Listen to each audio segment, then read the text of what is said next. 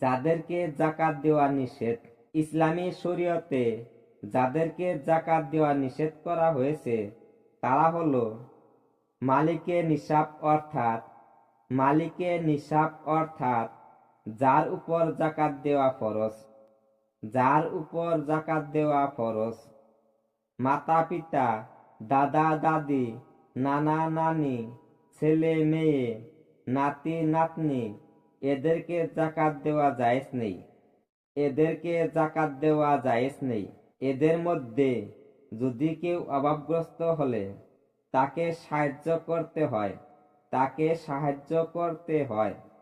স্বামী স্ত্রীকে এবং স্ত্রী স্বামীকে যাকাত দিতে পারে না।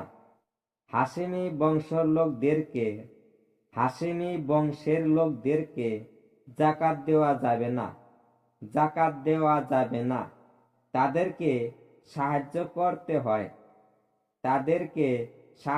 করতে হয়।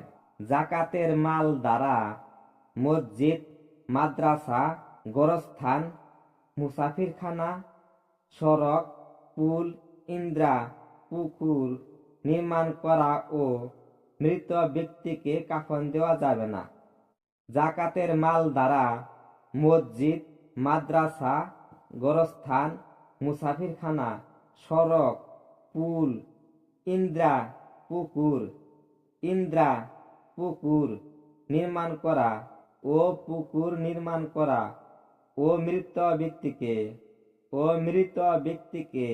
কাফন দেওয়া যাবে না। মুসলমান ব্যতীত অন্য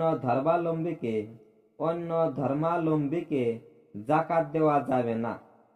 অন্য কিছু আশঙ্কা করে যাকাত দেওয়া যাবে না। যাকাত গ্রহণের সম্পূর্ণ যোগ্য ব্যক্তি মনে করে কাউকে যাকাত দেওয়ার পর জানতে পারল যে গ্রহীতা মালদার, এ অবস্থায় যাকাত গ্রহণকারীর পক্ষে ওই মাল রাখা ঠিক হবে না। দাতা ফেরত এনে উপযুক্ত ব্যক্তিকে দিয়ে দিবে। গ্রহীতা দিতে অস্বীকার করলে দাতার যাকাত আদায় হয়ে যাবে। যাকাত দেওয়ার পর যদি সন্দেহ হয় যে মালদারকে দেওয়া হয়েছে, এক্ষেত্রে যাকাত আদায় হবে না। পুনরায় উপযুক্ত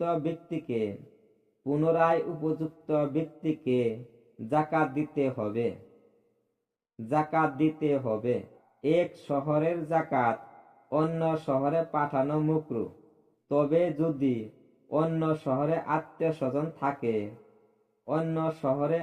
স্বজন থাকে বা এ শহরে যাকাত দেওয়ার মতো লোক পাওয়া যায় না, তাহলে মাকরুহ হবে না।